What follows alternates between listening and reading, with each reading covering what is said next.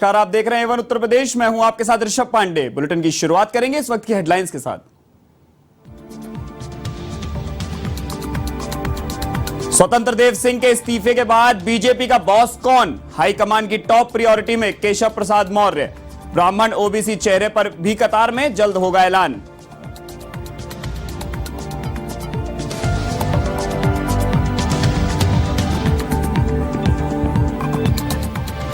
अखिलेश यादव ने अग्निपथ योजना को बताया युवा विरोधी। वहीं ओम प्रकाश राजभर पर भी साधा निशाना। कहा उनके अंदर किसी दूसरे की आत्मा आ गई है, इसलिए उन्हें झाड़ फूंक करवाने की जरूरत।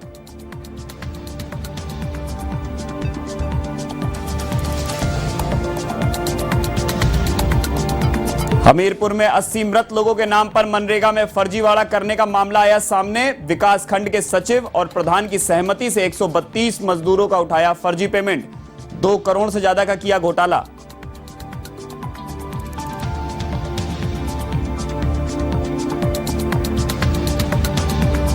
शामली में रफ्तार का कहर। पूर्वी यमुना नहर पटरी मार्ग पर 2 बाइकों की भिड़ंत। हादसे में 5 वर्षीय मासूम समेत 4 की मौत। हादसे की पड़ताल में जुटी पुलिस।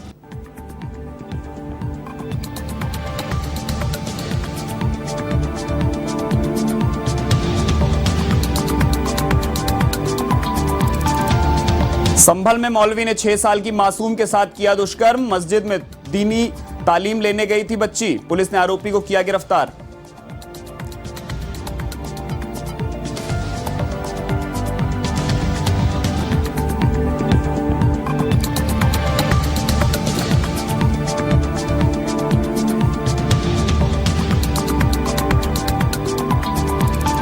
अब खबरें विस्तार से।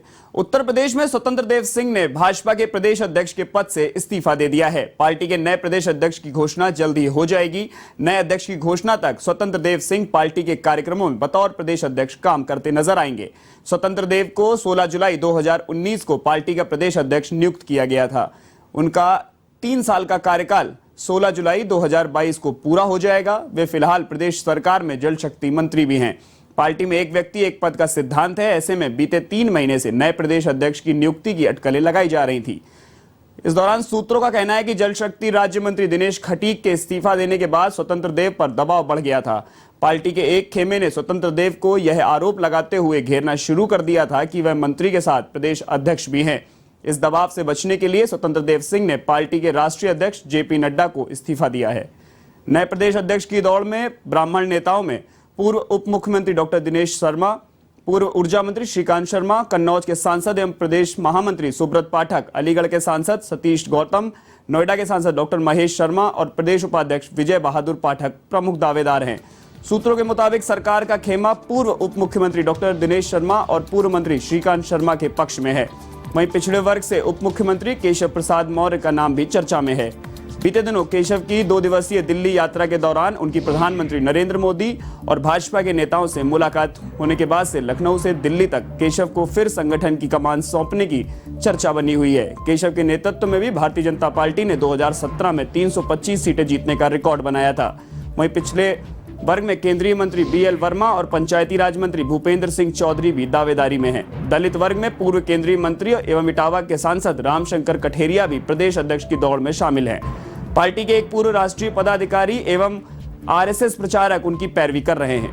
प्रदेश महामंत्री अश्विनी त्यागी, अमरपाल मौर्य भी दावेदार बने हुए हैं।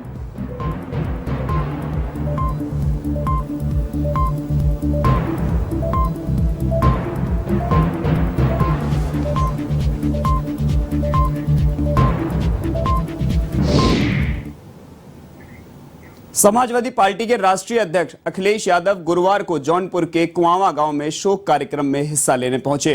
इसके बाद मीडिया से बातचीत में उन्होंने कहा कि जौनपुर में भारतीय जनता पार्टी का सफाया हो जाता, लेकिन शहर की सीट को जीतने के बाद भी हरा दिया गया। हम हारे हैं, लेकिन हमारे कार्यकर्ता हारे नहीं हैं। अखिलेश ने कहा कि दूध दही पर टैक्स लगाया गया है। अगर कोई बाबा भोलेनाथ पर दूध चढ़ाएगा तो उसे टैक्स वाला दूध चढ़ाना पड़ेगा। आजादी के बाद यह पहली सरकार है जिसने जो दूध दही आटे पर भी टैक्स लगा रही है। यह गरीबों की सरकार नहीं है, इसे उद्योगपति की सरकार कहेंगे।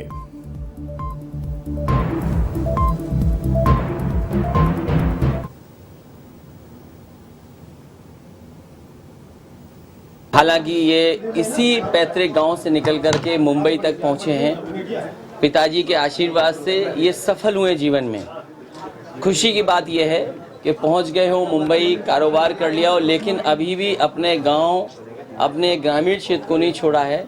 जो हमारी भारत की परंपराएं हैं, वो भारत की जो संस्कृति, उसमें अभी भी ये शामिल होकर के लोगों को जोड़ करके कार्यक्रम कराने में धन्यवाद देना चाहता हूँ, बधाई देता हूँ इनको। और जहाँ तक जौनपुर की बात है, मैं जौनपुर की जनता का धन्यवाद दूंगा कि पिछले चुनाव में उन्होंने बहुत समाजवादी पार्टी का समर्थन किया, सरकार बनाने के लिए वोट दिया। हालांकि कुछ वोटों से ही रह गए हैं।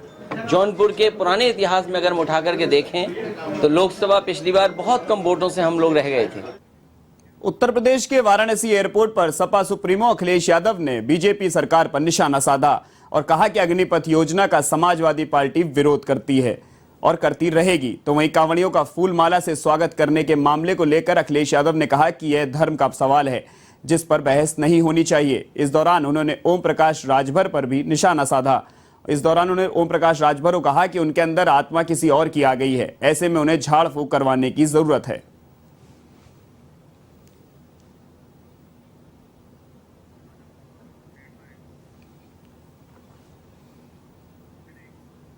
समाजवादी पार्टी के वरिष्ठ नेता मोहम्मद आजम खान को सुप्रीम कोर्ट से बड़ी राहत मिली है। जौहर यूनिवर्सिटी परिसर में रामपुर प्रशासन कटीले तार हटवाएगा। दरअसल आजम खान की याचिका पर सुप्रीम कोर्ट ने कटीले तारों को हटाने का आदेश दिया है। सुप्रीम कोर्ट के फैसले के अनुपालन में रामपुर प्रशासन ने कार्रवाई शुरू कर दी है।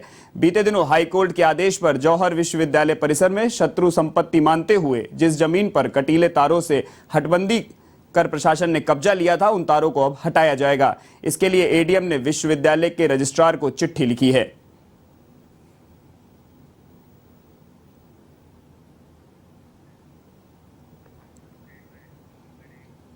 इधर संभल में एक इमाम पर दीनी तालीम देने के बहाने मस्जिद में 6 साल की मासूम से दुष्कर्म का आरोप लगा है। पूरी घटना को पुलिस घंटों छुपाई रही। वहीं रिपोर्ट दर्ज कराने पर इमाम ने पीड़िता के परिवार को जान से मारने की धमकी भी दी। फिलहाल पुलिस ने आरोपी के खिलाफ मुकदमा दर्ज कर गिरफ्तार कर लिया है। पूरा मामला कोतवाली इलाके का है, जहां की निवासी 6 साल की मासूम पीड़िता की मां ने पुलिस को तहरीर दी है। पीड़िता की मां ने आरोप लगाते हुए कहा है कि उनकी बेटी पड़ोस के ही एक मस्जिद में दीनी तालीम लेने गई हुई थी। मस्जिद में सभी बच्चों की छुट्टी के बाद मौलवी उवैस ने मासूम बच्ची को रोक लिया, जिसके बाद बहला फुसला कर दुष्कर्म किया। घर आकर पीड़िता ने आप बीती सुनाई, जिसके बाद परिजनों ने मामला दर्ज करवाया।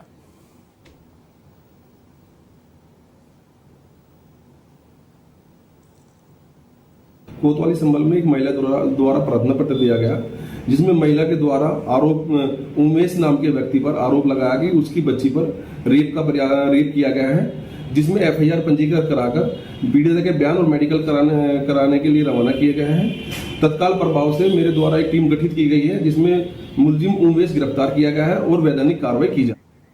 उत्तर प्रदेश के शामली जिले में एक बड़ा हादसा हो गया है। पूर्वी यमुना नहर पटरी मार्ग पर भनेड़ा उद्दा और खेड़ा गदाई गांव के बीच 2 बाइकों की भीषण भिड़ंत हो गई। इस हादसे में 5 वर्षीय मासूम समेत 4 लोगों की मौत हो गई। सूचना पर पुलिस मौके पर पहुंची, शवों को पोस्टमार्टम के लिए भिजवा दिया। उधर सूचना मिलने पर पूर्व गन्ना मंत्री सुरेश राणा, एसपी अभिषेक व थाना पुलिस पहुंची और घटना की जानकारी ली। घटना की सूचना मृतकों के परिजनों को दे दी गई है।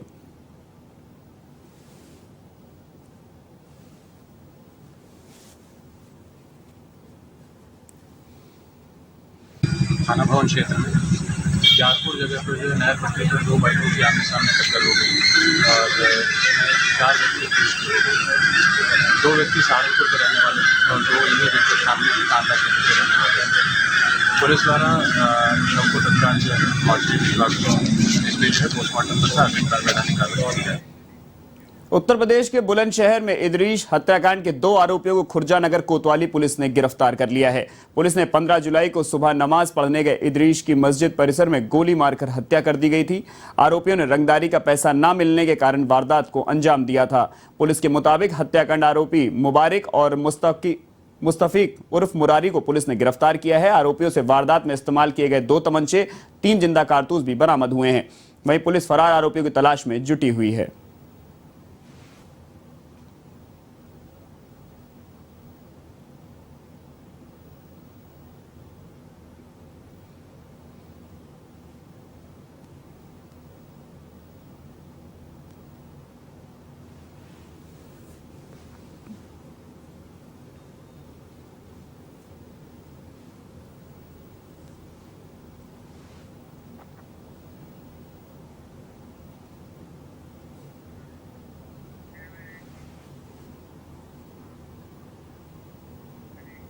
हमीरपुर जनपद के खेड़ा शिलाजीत गांव के पास पानी के तेज बहाव से सवारियों से भरी गाड़ी पलट गई, जिसमें 3 साल के मासूम बच्चे की मौत हो गई।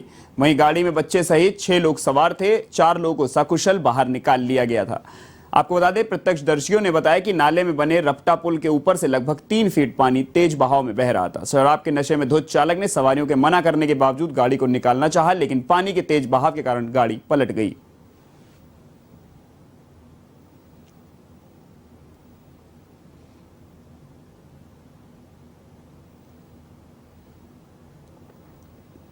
ये गाँव से दिखवा के आए हैं, इलाज करवा के घर पे आए हैं। घर पे आके इन्होंने हमको फ़ोन किया है कि बिट्टी को तैयार कर दो। हमने उनको तैयार किया और फिर वो छोटा बालक था, वो में चल गया, कह रहा मुझे भी जाना है, तो वो भी चला गया।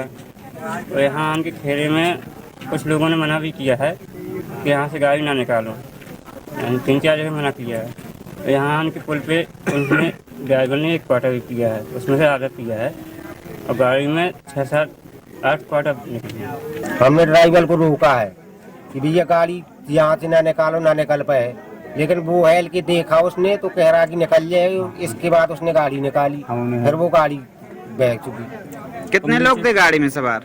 7 लोग 8 नहीं, आप मतलब हम 2 लोग उतर गए थे, 6 लोग बचे थे वहाँ में। खबर गाजीपुर से है, जहां लूट के मामले में फरार चल रहे एक बदमाश ने एसपी ऑफिस पहुंचकर सरेंडर किया है।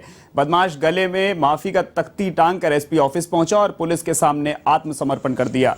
सरेंडर करने वाला बदमाश विशाल बिंद लूट के मामले में फरार चल रहा था।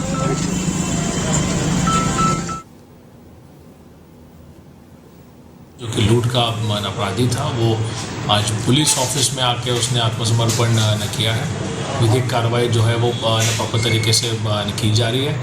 उम्र उसने अपनी लगभग 19 साल न बताई है। इसमें और सघनतापूर्वक जो है वो पूछताछ इंट्रोगेशन जो है वो किया जाएगा। किस मामले में सर वांछित था ये? देखिए, ये लूट के मामले में एक वांछित था, थाना भावरकोल का ये मामला था और उसमें वांछित था, इसको ढूंढा जा रहा था। उसने आज पुलिस ऑफिस में आके आत्मसमर्पण किया। लगातार जो है वो अपराधियों के खिलाफ चल रही है और मैंने पहले भी कहा था कि अपराध और अपराध नियंत्रण को दृष्टिगत न रखते हुए लगातार गैंगस्टर के मुकदमे में पंजीकृत। इधर हमीरपुर में मृत लोगों के नाम पर मनरेगा में रकम हड़पने का मामला सामने आया है। इन मजदूरों की उपस्थिति 100% है। आरोप है कि विकास खंड के सचिव और प्रधान की सहमति से समय से उनके खातों में उनकी मजदूरी भेज दी जाती है। मृतकों के परिजनों को इस घटना के बारे में पता चला तो ये लोग मुख्य विकास अधिकारी के पास न्याय की गुहार लगाने पहुंच गए। फिलहाल मुख्य विकास अधिकारी ने एक टीम बनाकर जांच के आदेश दे दिए हैं। मामला खंडे गांव का बताया जा रहा है, जहां मृत लोग भी मजदूरी करने आते हैं और उनकी 100% उपस्थिति भी रहती है। विकास खंड के सचिव प्रधान की सहमति से समय पर उनके खातों में मजदूरी भेज दी जाती है। मुख्य विकास अधिकारी माथुर प्रसाद मिश्रा ने बताया कि इस मामले की जानकारी मिली तो वो खुद सख्ते में आ गए। उन्होंने तत्काल टीम गठित कर मामले की जांच कर कार्रवाई के आदेश दिए हैं। साथ ही दोषियों पर सख्त कार्रवाई करने के निर्देश दिए हैं। बता दें, खंडे गांव में मनरेगा करीब 1700 जॉब कार्ड धारक मजदूर हैं। इसमें से करीब 80 लोगों की मौत हो चुकी है और 132 मजदूरों का पेमेंट फर्जी तरीके से निकाला गया। शिकायतकर्ता की माने तो सरकारी रिकॉर्ड के अनुसार अभी तक 2 करोड़ 20 लाख रुपयों का बंदरबांट किया गया है।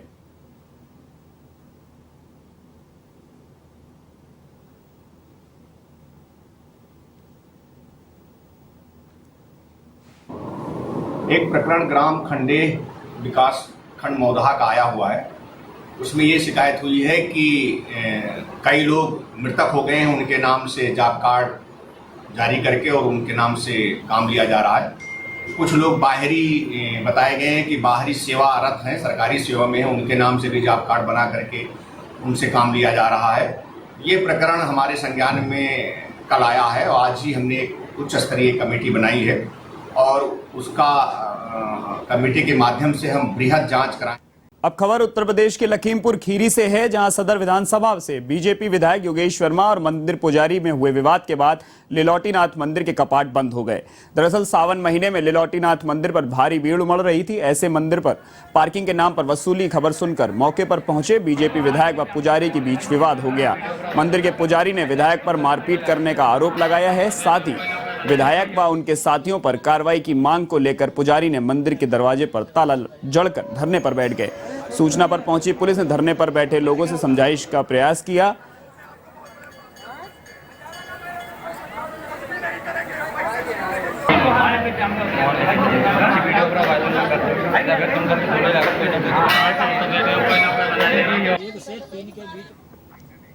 खबर उत्तर प्रदेश के महाराजगंज से है, जहां नौतनवा नगर पालिका के रहने वाले समाजसेवी प्रिंस सिंह राठौर ने नगर पालिका के खिलाफ थाने में शिकायत दर्ज कराई गई, जिसमें बताया गया है कि ग्रामीणों के कहने पर कब्रिस्तान पर 2 बड़े हाई मैक्स लाइट लगवाई गई, लेकिन गत दिनों नौतनवा नगर पालिका द्वारा हाई मैक्स लाइट पर लगे शिलान्यास पट को हटवा दिया गया। ऐसे में थाने में शिकायत दर्ज करवाकर दोषियों के खिलाफ कार्रवाई की मांग की है।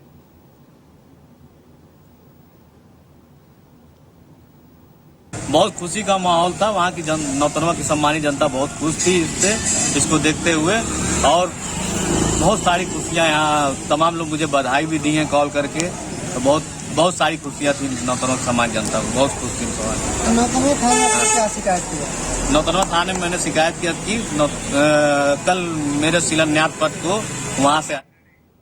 उत्तर प्रदेश पुलिस महानिरीक्षक की ओर से उप निरीक्षकों को पदोन्नत करने के आदेश के बाद बुलंदशहर जिले में तैनात 26 दरोगाओं को पदोन्नत कर इंस्पेक्टर बनाया गया है। एसएसपी श्लोक कुमार ने कार्यालय में पदोन्नति पाने वाले उप निरीक्षकों के कंधे पर तीसरा स्टार लगाकर उन्हें बधाई, शुभकामनाएं दी और उनके उज्जवल भविष्य की कामना की।